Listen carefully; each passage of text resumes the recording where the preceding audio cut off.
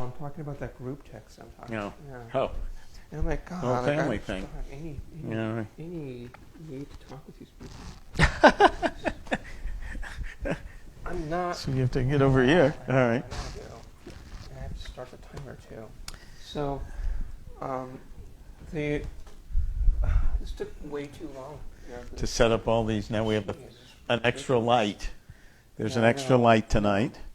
And we're also doing it like a day early. And so we're a day early we wanted to because figure this thing I out. know you know, tomorrow night Shabbos, and you're Yeah, very religious about that. I'm super religious. Yeah, super Friday night's always trouble with you, and we wouldn't have been able to. Yeah, after sundown, I turn into a monster, just like all Jews do. No, so that was what I was looking for. So yeah, after last week's episode, I did some like very sort of minor SEO, if you will, on it. And, SEO? well, it's called search engine optimization, but it's kind of like snake oil. Ah. And the idea is that you want to sort of pretty your content up so that like listicles, like 7 best things, blah blah blah blah. You won't believe number 3 or whatever. Oh, right. Or like this one trick, blah blah blah, and all that nonsense, right? Yeah. And you've been using your refrigerator all wrong. And so it's these kinds of, so that's called The clickbait in general. secret about hot water. Yeah, so generally speaking, that's called clickbait. Yes. And it's crap usually. And the sort of minor part about that is called SEO. And so what you'd want to do is, let's say you have a plumber, right? And then if I type in Los Angeles plumber, why would I get one plumber over another one? And the plumber I'd want to be the first one on the list, right? So the idea is that there's these firms, these AAA, quadruple A. Yeah, there's these firms and techniques. Well, that's what it used to be. Is that it used to be alphabetical order? So I'd be called like AAB plumbing or whatever. But now there's all these other things, other tricks that people do, and that extends over to everything. So to people that are trying to become famous on YouTube or Instagram or whatever it is. So they have their own techniques about how to try to get more people to view their content. And what did you do with ours? So on YouTube, some of the ones are to have very bright, colorful artwork, as opposed to like us sort of sitting here talking. Then have a little catchy title to make it relate to the current news, right? You won't believe what really happened. Right, last week we were talking about GameStop and all those other things. So I was mentioning that, and then a few weeks ago we had the QAnon things. I mentioned that, and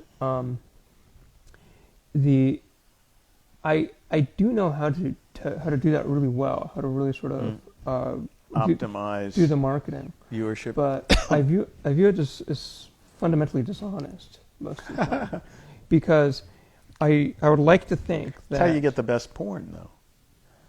Sure, I guess so. I would like to think that, I don't look at internet pornography that Larry, so I wouldn't know. I haven't created. Yeah, so I have the child safety locks myself. You're ready to watch yourself on screen. Yeah. That's right. I don't even have mirrors in my house, because then I might look at somebody naked. I do, and just last week I caught 2 pickpockets and a shoplifter. So that joke was very subtle. So the SEO thing is that people will then so that's one technique, is that they'll title their content one way, and then another one is that they'll have a hyper focus of a content, and then try to get some existing a person with a following to pick it up. So you'll find this maybe you'll have, let's say, an episode that talks about, maybe a specific paparazzi in West Hollywood or something like that. And then I could go to, there's a bunch of celebrity blogs out there, right? Yeah. And then I can say, I did an episode of this thing. Then I'll go because the people that run those blogs, they're dying for content. Mm. So it's not, they don't see it as pushy because their job is to get that stuff out and to get their readership up. And so if somebody comes to them with content and it's good content, then they'll write it on right away. So that's somewhat legitimate. And then people would just sort of do that thing in order to jump viewership and subscribers as you sort of like go and you find your niche categories as you build a coalition of customers. So that's the other method that people do in order to build a base. And again, I feel that I would like to believe in some kind of ideal world that you could just do something of high quality, and not that we're doing it, but you could, and then it could stand on its own merits. It's too much but work. I don't think that is true. Yeah. I think that you need to have those other parts along with it in order to go anywhere. I mean, for instance, there are a bunch of high quality publications out there. A lot of open access journals for scientific literature or whatever. And you look at this thing like, well, I guess I could probably understand this thing. It looks like somebody did a lot of hard work here, spent years on this thing, and nobody really cares, right? You have to have the gloss or that veneer on top of it if you want to get that base. I think that that's necessary. So I think that the marketing is a necessary aspect, even if you do things honestly. The question is, in my mind, is when does it go into huckster land of people just sort of doing self-promotion and aggrandizement, right? That's always been the case, right? Yeah. Every sort of would-be messiah out there of all the different religions over the time, right? Even if you're religious and watching, we can't say that all of them are the true God, right? All of the ones, right? If you might say that, some of those people were fibbing, some of those people were lying, right? There's a couple. At least one, right? But they amassed some followers and blah, blah, blah, or whatever it is. And so, like, this isn't new that these people are trying to do this, or any type of quack medical cure or anything like that. So I wanted to sort of go over some of those systems and the grifters, because the grifting's become really popular, and like that's what the big thing was behind GameStop, right? But monetizing the grifting, monetizing the internet influencers, even if you're not selling a product. I wouldn't say that necessarily monetization is part of it, but I think that it's more about the fun of the fame, right? Is that it's addictive? Is that people like the idea? They'll go on to the social media and see their numbers go up and their likes go up and the comments coming through, and it has that kind of dopamine kind of hit that somebody would get from, doing very well in a video game or a sport or whatever, right?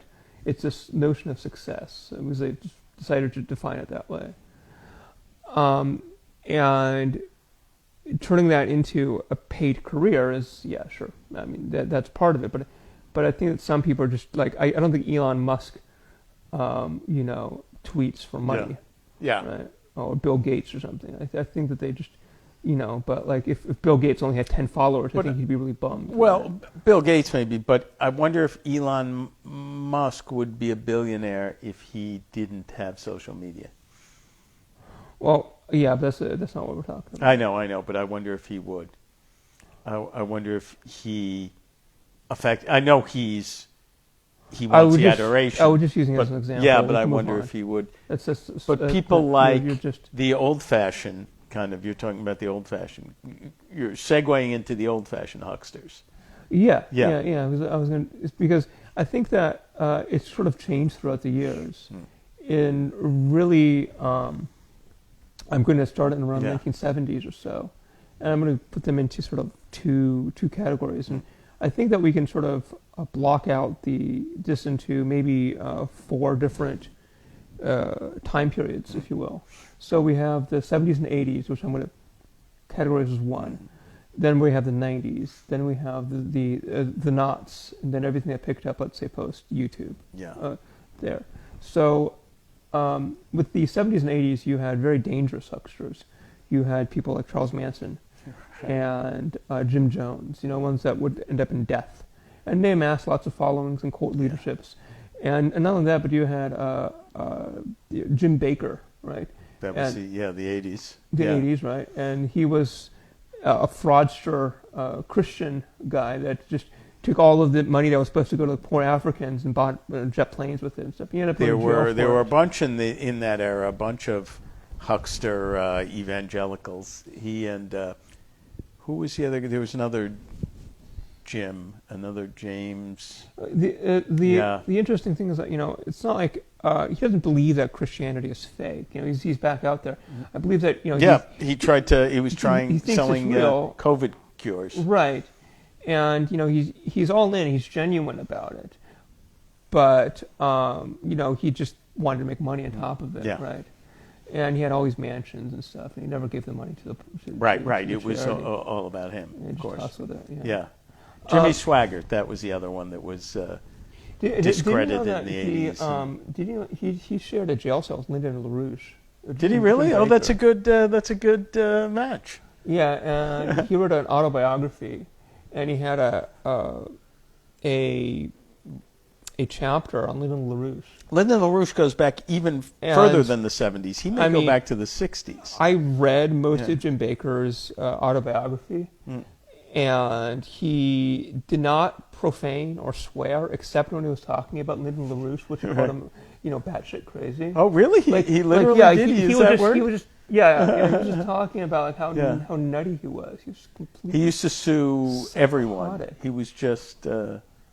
But he really was. LaRouche was another one, because they were the same kind of grifters in the same way, right? But I think I hate to agree anything with Jim Baker, but Lyndon LaRouche was batshit crazy, where Jim Baker's a little crazy, but mostly he knows what he's doing. Yeah, mostly he's a con man. He's just like Uri Geller. Yeah, who Uri Geller is a magician. He's a mentalist who pretends that he's not a magician. Who pretends it's truly magic. Yeah, right. As opposed to someone like Kreskin, where it's a stage show. Yeah. I'm gonna. And he has good tricks, and they're very good. They're very well done, but. Yeah, he doesn't say this is an act. He literally says, "My mind is bending the spoon. My mind is curing someone.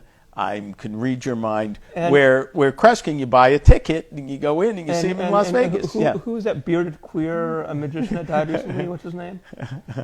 No, he was on the other side. He was no. But what's his name? The Amazing Randy. Right. So what Randy would do is that he would take Uri Geller's magic, and then he would say, well, here's how he did it. He'd debunk it. Yeah, he'd basically do his tricks. Yeah. Right?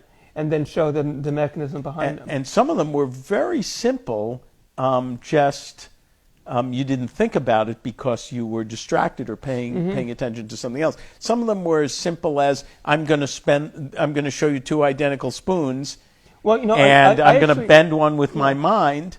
I had dinner with him once, and he had Uri or Randy? Uri Geller. He had a bowl of soup, and he wasn't able to actually get any in his mouth. The spoon just bendy. Do you know how he used to do that? Yeah, it was a slightly broken spoon. No, he'd bend the other spoon so they wouldn't match anymore. Oh, I don't know. I'm going to bend the spoon with my mind, and he'd have bent the other spoon, and then when he put them together. When he put them together, one was bent and one. Here we have two spoons. Here, I'll take these. No, I get it. No, you don't have to do it anymore. I understand what you mean. Don't worry about it. It's fine. And it was so simple that no one even thought about it. And when the Amazing Randy, did it on the Tonight Show, he ruined the whole bent spoon thing. Right, but he's moved on to other things. Yeah. So you keep distracting these types of things. I'm trying to get the show to be more focused on one topic, but you just keep bullshitting around. Well, all right. So I actually went over all of that. So I guess there were two other questions. I have notes here, by the way. is that do these people believe their own nonsense? And I think that it depends. I think Charles Manson believed his own nonsense. I think Lyndon LaRouche believed it too. Lyndon LaRouche, exactly. But Jim Baker doesn't believe it, No. and I don't think I don't think, to take it all the way to modern times, I don't think Rush Limbaugh believes it. No, Rush Limbaugh knows he's an actor. Yeah. But Glenn Beck does not. Yeah, right. That's right. That is right. Glenn Beck believes it, and Tucker Carlson believes it. Tucker Carlson believes it. Sean Hannity believes it, and Marjorie Taylor Greene believes it. Oh yeah, the new congresswoman. Yeah. Oh yeah, so some of them do, but some of them Yeah. don't. So so we two of the other sort of on the other side of the cults were the pure business cults. So you had people like Michael Milken. Oh yeah. But he was just a con man. Just a con man, right? He's a con man. And then you had the beginning era of celebrity CEOs, and the first one was Lee Iacocca for that one, which is the CEO of Lee Chrysler. Iacocca, I think, wanted to do something, and when it didn't work, he ran with it anyway. Right, and so he was a legitimate businessman and good at it, but for whatever reason, his vanity got the best of him, and then he was more interested in being a celebrity than he was in actually running the business that he was attached with. Same thing with DeLorean. Right. Speaking of cars. And they're coming back, though. Yeah, I know. Yeah. But he thought he was going to design a fantastic car, and when he designed the Lemon, he just ran with it as if it was a fantastic car. And he can travel through time. It's pretty cool. Yeah. So I'm just going to get some coffee. We're going to get to this at a halfway point, I think. So that was the 70s and 80s, and I think that what really changed that was around the early 90s, and we got to a point where we realized, this grifting is basically an easy moneymaker. It was simple content. So around 91 and 92, you had a whole flurry of these news items. So you had people like Tanya Harding and Nancy Kerrigan, and they made more money from failure, from knocking the legs than they did from skiing, no question, right? It's ice skating, right? And then you had the Bobbitts, the woman who cut off the penis of her husband. Yes. And Lorraine both of them, John, and most of them made large amounts of money from just this crazy event. And you had the porn star Jennifer Flowers, who supposedly did something with Bill Clinton. With Bill Clinton. Yeah. And so this all happened within the same year, 92 or so. And all of these people made just enormous amounts of money on things that might have been true, but the sensationalism behind it and just the absurdity of it made it another one was a caning in Singapore the same year. Actually. Oh, that's right. That kid with the gum. With the chewing gum, but I think he did vandalize something. He did a small amount, but the thing is that managed to become much more famous. It was the mechanism of sensationalizing these small sort of oddball stories that you would find, on page A74 or something, like in a corner. Yeah. Man in Florida, blah blah blah blah blah, whatever it was, right? And you could be sure it was Florida. And then all of a sudden, this was the leading news for weeks. And so this was like a new mechanism that they figured out how to do, this new form of grifting, which was much easier and much less dangerous than the Michael Milkens or the Jim Jones of the world. And then they decided they needed less and less of actual things to do to become famous, until we get to the point of people starting to become famous for being famous. Well, so we'll get to that. Yeah. But at this point, then what we would have is an era that I call micro-grifters, and then I would call kind of their managers, like Grand Central Station, if you will. And so at that point, you had a rise of the Maury Poviches, people like Jerry Springer, Howard Stern. Yeah. And essentially what they would do is they would bring in effectively a Tanya Harding or... Well, Howard Stern was doing a comedy show, but Jerry Springer was not. Maury Povich was not. But Maury Povich was pretending it was news. But it was the same mechanism at the end of the day, is that they would bring in something odd and strange, sensationalize it, Yeah. and then just make a big hoopla about it, and then people would watch it because it's the same. It's kind of tabloidism. It's like Weekly World News, with Bat Boy and all those other things.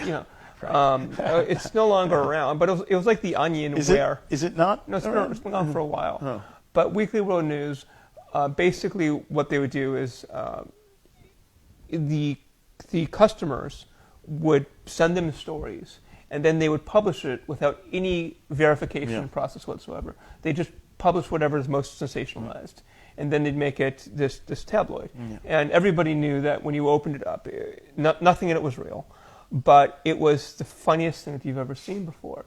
And the weirdest thing is that the internet is basically Weekly World News right now, but people think it's actually real. It's an actual newspaper. Yeah, they think it's like as legitimate as like the New York Times. So that was basically the 90s, and the 90s sort of ended with a new kind of grifting, which was the manufactured bands. Oh, right, the boy bands. Yeah, all those, the NSYNC, 98 Degrees, Backstreet Boys. And it was all done by like the same people, right? Yeah. The same guy that ended up dying in prison. Right. And and the initial ones were like New Kids on the Block or whatever in the early 90s. But started with Menudo was the first one. Oh yeah, with that was the Nelson. late 80s, so it started with Menudo, but they were Spanish speaking. And then I don't remember what the first that kind of boy band was. There were bands with cute boys all the way back to the Beatles. But then but this is I guess it was New Kids on the Block. Because New Kids on the Block was not what Boyz II Men was. Yes. Because again, what it was the grifting package that was sort of founded in the Jennifer Flowers and Tanya Harding in that era, and repackaged for the Maury Poviches and all these other people, and then saying, well, hey, we can just do this for music now, and we can sensationalize it and do all this. And so I think that's of course a little bit tapered down, but it was the same kind of craziness. You think you can draw a line from Maury Povich to New Kids on the Block? No. I think you can draw the line from Maury Povich to Boyz II Men to NSYNC. I think that New Kids on the Block predate that style, but then once you get the Florida guys in there, then you have a different, and just in how they did the music videos, how they did the songs, the same kind of sensationalization. I think that really sort of brought it in there, and then that kind of died out in the early noughts, if you will. It's not that Maury Povich isn't on; it still is on. Yeah, but it's not done in the same. It doesn't get the same draw as it did. And I don't think they're still claiming it's real. Right. I think they've given up claiming what they're doing is real. I think that the real pivotal thing that happened around all of this and all the grifting world was 9/11, actually. Oh, really? You think that's... Well, it's because what happened after that is you could get a lot of people could make money based on actual nonsense. And you didn't have to have any evidence on it whatsoever, right? And so you could just propose something, say it's real, and then people would just follow you. And that's it. It was that simple. And let's see what we are with time, because we have a little bit more. We're 23 minutes. This is probably going to be 40 minutes. But let's just stop for this. So you made some pie. I baked while you were out SEOing the previous week. So what was the pie for? Any particular reason? I had some apples, and I could either, after I got apples, because they were on sale, I realized I don't want to eat the apples. Well, that's right. You talked about that last week. But I do want to mix them with brown sugar and lemon and have you tapioca. Have you had any of this yet? I have had the other part of this pie. And you're not dead, so that's good. Right. Well, I put it on that piece only. Mm-hmm. I switched the plates, by the way. Oh, it's good. Well, you already know right. Or not. I forgot I made it. Mm-hmm. Yeah, and it looks pretty, though, doesn't it? It's very nice. And the crust is did you make the crust? Oh. This is not. I usually only have pie about one time a year. It's whenever my mother makes it for the holidays. What does your mother? What kind of pie does your mother make? No, she makes apple pie. Shoofly pie. No, She makes humble pie. no, she makes apple pie. Wasn't humble pie Peter Frampton's first group? I don't know. You know, she occasionally makes cow pie too. Cow pies. It's very rich in nutrients. So is this. This is good for you. It's got fruit Mm-hmm. Yeah. and flour, which I think is in the. This has like at least 3 or 4 parts of the food pyramid on it. Yeah. This is a balanced meal. My mother used to say how pizza was healthy because it had vegetables in it. And She's it had, dead now, though. Yeah, so it right. doesn't work So for there, her. that proves what she knew. Mm-hmm. So, I'm going to stop eating so that I get less on me. you're still trying to master the whole art of eating thing, you know? yeah. So 9/11 came, and you had So Alex Jones had done stuff previously to 9/11, for instance. Yeah. And before that, you had Coast to Coast AM, which I don't know if you've ever heard it. No, I It's didn't hear 640 Coast, AM but I remember AM radio, right-wing AM radio. Oh, no, this isn't that. Yeah. You know, we're moving on from the right-wingers. Oh. We'll get back to them in Yeah. about 15 years later. But there's a guy named George Norrie who did, and he's a new host. But Coast to Coast AM, you can hear it on AM 640. And some other things. It's been on for a long time. But people would call up and they'd talk about like secret airplanes and UFOs, Yeah. and all of, and essentially nonsense. But they had fun stories, right? And you know that's our replacement for our sort of elves and gnomes and stuff. Is that we have instead of having fake creatures, we have fake technology and fake creatures from different planets and things. So we've given it like a sort of science edge to it with the same stuff. And that was you had the UFOs, things like that. And it was sort of self-contained, right? Is that it didn't really sort of go beyond that lore, if you will. The people who maybe would believe in astrology, or it didn't really grow. But the thing that really sort of really sort of spun it out was again 9/11, because it was such a unusual event, and a lot of sort of politics changed as a result of it. And so people saying, well, because all these politics changed, well, maybe there was some intention behind it, and that doesn't sound totally implausible. And so I'm not trying to go on one side or the other, and I don't want to have a discussion about that. I'm trying to say that, like when JFK got shot, right? Yeah. And then all of these policies changed afterwards. People can say, maybe that was intentional, right? I wonder if it goes as far back as Pearl Harbor. I wonder if after Pearl Harbor people were going, I bet this was not really the no. Japanese. There was stuff later on. Yeah. But at the time of Pearl Harbor, as far as I know, the answer is no. Yeah. And what I was going to say is that I don't want to litigate what the intentionality or who perpetrated 9/11 or whether the buildings fell from thermite or whatever. It's not the purpose of this conversation. The purpose is that that opened up the Pandora's box of people coming up with these stories and narratives behind stuff, which people were very interested in, right? And beforehand, that really didn't happen. If somebody said, pick another event, or the World Trade Center bombing of 1987, where it was also done by Osama bin Laden. Yeah. Right? If somebody had come up with a conspiracy theory upon that, nobody would care. Or a conspiracy theory upon the shooting of Ronald Reagan in 1981, and say, Bush was behind. Well, it didn't really matter because he didn't die. Yeah. Right? And so, this is something that had wide-ranging consequences. 2 wars came out of it. Yeah. So war that's still going on. Yeah, and so the idea of having all of these narratives behind it was captivating, interesting, and that's really where Alex Jones got his big audience, right? But it also opened up the idea of saying, well, the mainstream news not telling you the truth, and all these other sort of tropes that have come up. Blaming the media, yeah. Blaming the media.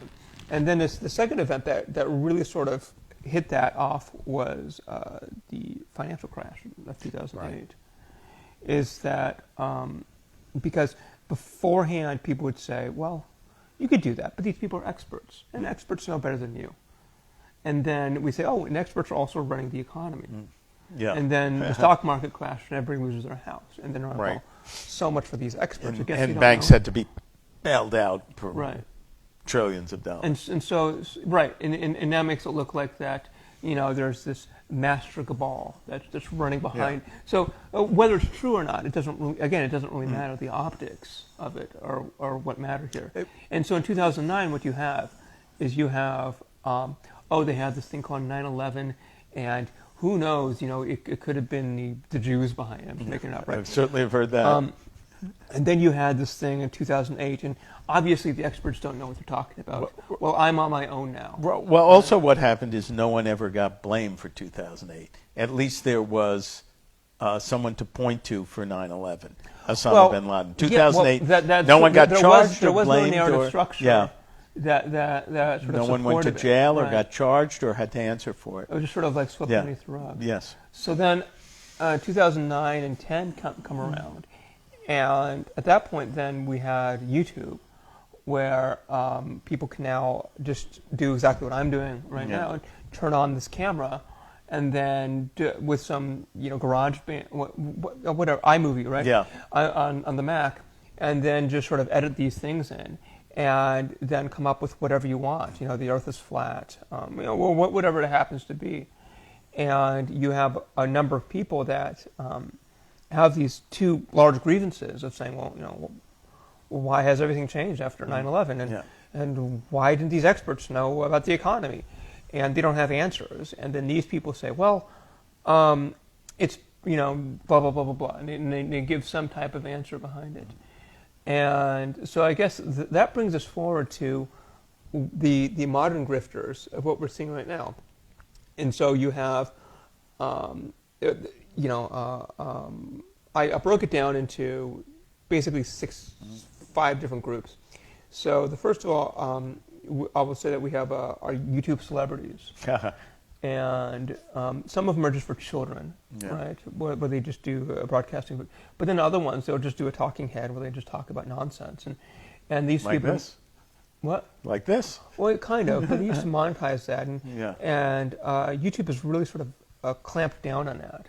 But in 2017 or 18, no matter where you would start, you could probably within about, if you on the right-hand bar with the related videos, within about like 2 or 3 clicks, you could get to white nationalist videos or whatever it is. Right? This is the most sort of virulent hatred. These kinds of crazy, Nazi type conspiracies, and there are ads in front of them, so people are making money from it. So, it was basically like the white supremacist machine of just sort of like shunting people into those categories. It's very interesting. And so you had that. Then you had a bunch of hecklers that came on, like Milo Yiannopoulos. Right.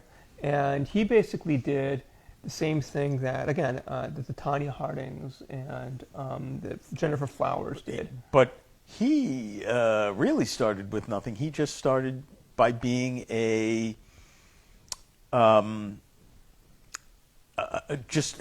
being a disruptor. Right. Yeah. Well, I'll get to that. But that's quite similar to. But his persona was quite similar to that porn star that married that rich guy.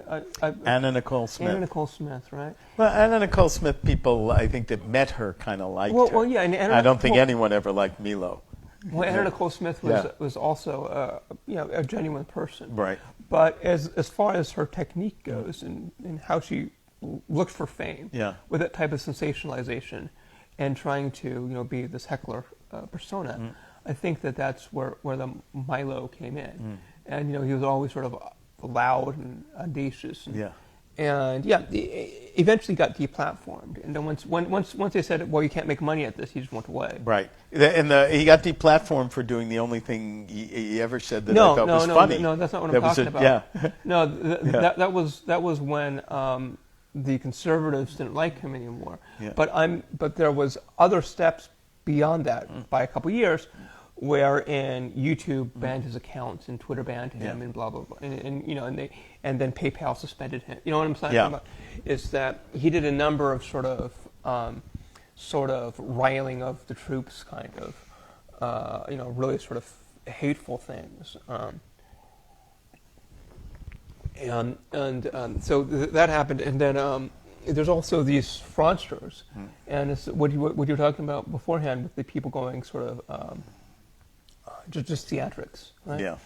And it's kind of similar to what the left has done for years. You had those people, I think they were called the Yes Men or something, and they were like these comedians that would then that would infiltrate like an Exxon meeting.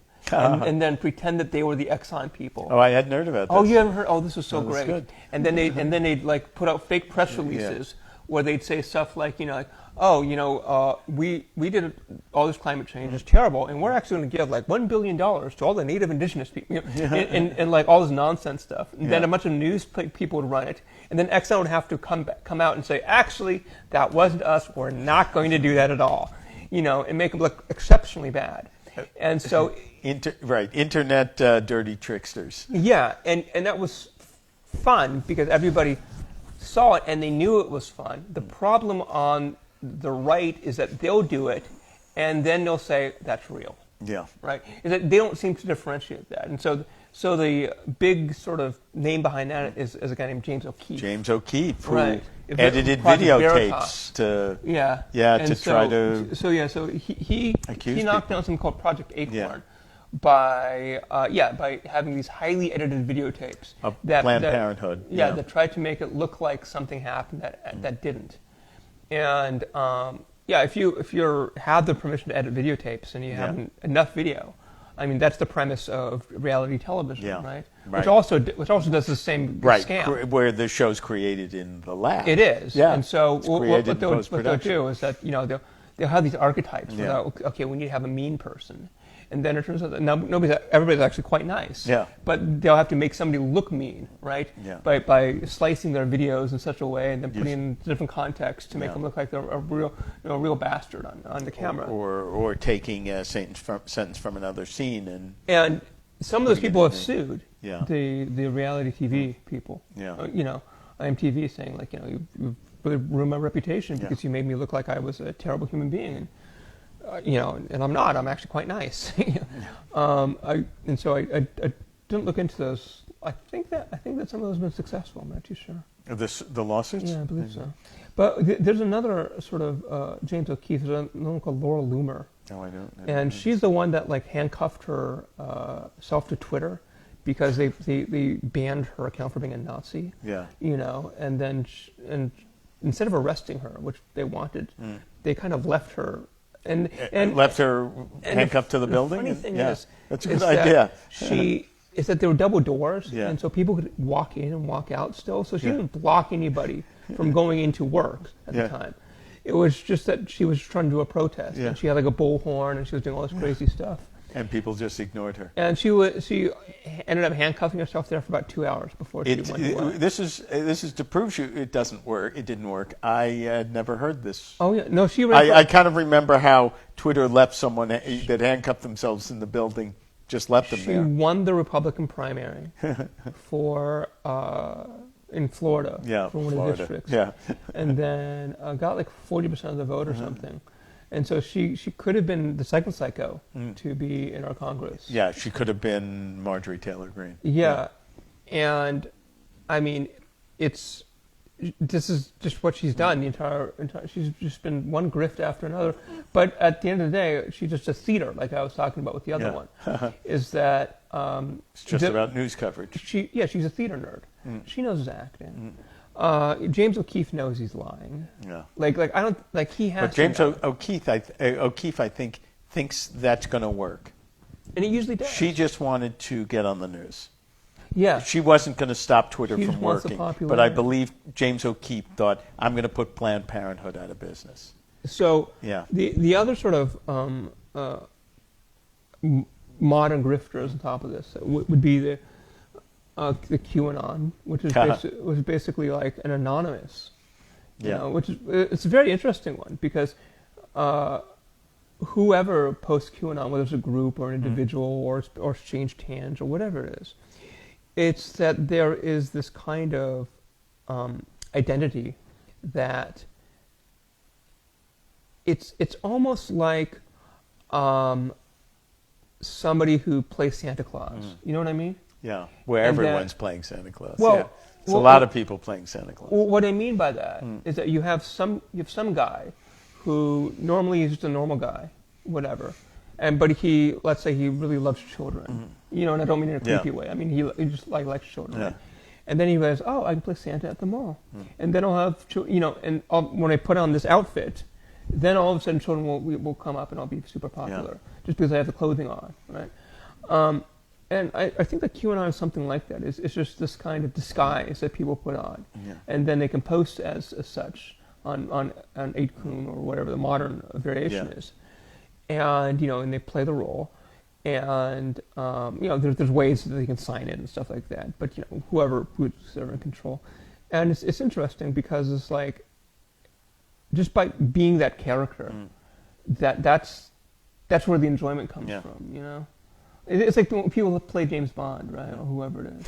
Yeah. And they just move around, but from actor to actor, and it's the aura of the QAnon that really sort of does it well. I'm interested to see what's going to happen after Trump because Trump is so central to that. Yeah, but also there's companies that are successfully shutting that talk down with lawsuits now. Dominion and today, like Swagmatic or whatever that, and they've effectively shut down Newsmax with a lawsuit, or they've shut down what Newsmax is talking about with the lawsuit, with the $1.9 billion lawsuit.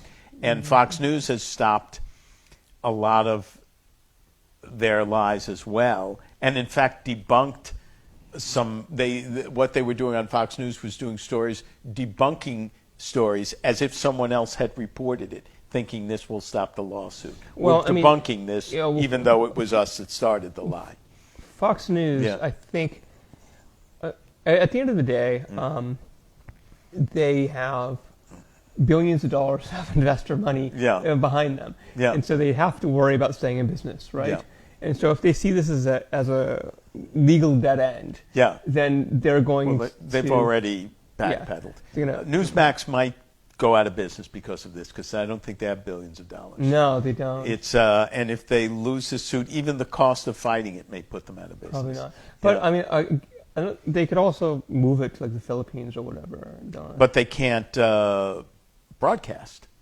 But Newsmax was mostly Newsmax is cable and online. It's cable now? It's online. I've always known it as a website. Yeah, I think they have some cable. I didn't know they had any TV. But I don't know if they're still being carried. I don't know if they're still being carried. But there's all these sort of alternative platforms for people to do that. America One. Well, no, even Reddit. It's not that. It's that there's BitChute and all these other sort of things that you probably haven't heard of, but they're essentially YouTube, and then they'll put it up behind this the idea of free speech, and basically their rules are whatever the legal rules are. Yeah. And so like if they own the servers and everything like that, that's basically where they're going to go, and I think it's still going to stick around. But it won't be, since it'll be a little more difficult to get, it won't be as mainstream. And also, Fox News skews way older. It skews 70 plus, and 70 plus are not going to figure out how to get a new dark web news site. It's pretty easy to use these days. For you. Yeah, but I don't think there are still 70 plus. There's people that still don't use computers. Oh, I understand that, but I think that it's just a few clicks. It's really not that hard to use. I don't think And- you're going to get the Fox News audience. Well, right now, I but understand yeah. you're probably not going to get the same audience that you got beforehand, but it doesn't take any person with a functioning brain these days. It's really that easy. Yeah. The same people that are unable to schedule their vaccine because they can't use the internet. But look, I'm Yeah. not, again, I'm Yeah. not saying that it's 100% crossover. But if it was 80%, I wouldn't be surprised. Oh, wow, that would be a big number because I was thinking it would be 5%. No. I think most people now, even if they're 70 years old, knows how to browse around the internet. Especially, this has been around for 25 years. Yeah. We're not talking, Yeah. because that means that like when it started, they were in their 40s. Yeah. Right? Like it's been around for a quarter century. This isn't 1997 anymore. Yeah. Just because you don't know how to use a computer. Well, I don't. And then the last thing, the end of the story would be the grift known as GameStop. You mean what happened with GameStop? Right. And how the people that were organizing the thing got just made out like yes. murder. Plus, they've all sold their bandits. stories to books and movies and TV shows. Within 24 hours, they had sold all of them. Really, all the known names from that had sold the rights to their stories. Yeah. So it was again the internet celebrities, and once it happened, they sold all the shares, they sold everything, and then they made out with then the normal Redditors held the bag, and I think it's down. It's way down. 90% from its peak right now. But if anyone was smart, they would have even gotten out before it went to its peak. They would have gotten out that first day. Right. And said, I'm going to take whatever I made, 200%, and call it a day. There's a bunch of articles or a bunch of subreddits I've seen. It's much more pessimistic now. People are talking about how they lost $40,000, $50,000, $60,000. On GameStop? Because they went in too late and didn't get out in time? Right, They don't know what they're doing. Yeah. And then I'm like, well... Get out quickly, especially if you're running like your life savings. Scam. Yeah. I mean, could you imagine? You see that, then you put in $80,000 in that or something like that? I just can't imagine. Because by the time they saw it, it was already too late to make money on it. Yeah. I mean, it was so hyped for those couple of days. It's just a classic sort of. It's the same hucksterism that we've gone over this entire time, and people still buy into it. Yeah. There was another one today that someone was promoting. What's the next? Dogecoin. That's it. That's exactly it. Yeah. Dogecoin. But by the time you read about it on, I was in Dogecoin. by the time you see it in People Magazine, it's way too late. No, I've made a few $100s on it so far. Oh, are you out? No, I'm still. Time to get out. It's okay. Well, because even if it depends on where it goes, it should be fine for now. Well, at the most you could lose is a few $100s. It's Well, fine, no, because I started with like 10. $10? Yeah. Oh, you made a couple of hundred? Oh, then that's okay. Yeah. But again, if you lose everything but the $10, It doesn't matter. Yeah. Even if I lose the $10, I don't care. Yeah. I mean, I'm going to get out soon, but not today. And it went down to like 50% lower than where it is right now. Yeah. So I think there's a possibility it might double again. Oh. Well, because it was on the news today. Yeah, because Elon Musk talked about it. Because Elon Musk tweeted it, which means another 1 million people have gotten in, and I don't know if that'll raise the price or lower the price. I think it's raised it, but I'm not too sure. Anyway, but that's our episode on grifters. Right. I guess that we have to start our own grift. Yeah. And we're not We doing should that. think of something. We should do. Yeah. I don't know how we can monetize this thing, but once we do, then I have no problem grifting. I just can't think of an idea of how to it's do crazy. it. Yeah. Like, and I keep spending money on hardware, so I Yeah, gotta we pay for it get somehow. more lights. We have another light today, I and know, and wireless microphones and pie. I know the pie was free, but that's 48 minutes. We're doing good. All right, good. All right, well, I think that's it. With commercials, it's a full hour. Yeah, that's true. What's the discussion of the week? Well, go back and figure it out yourself.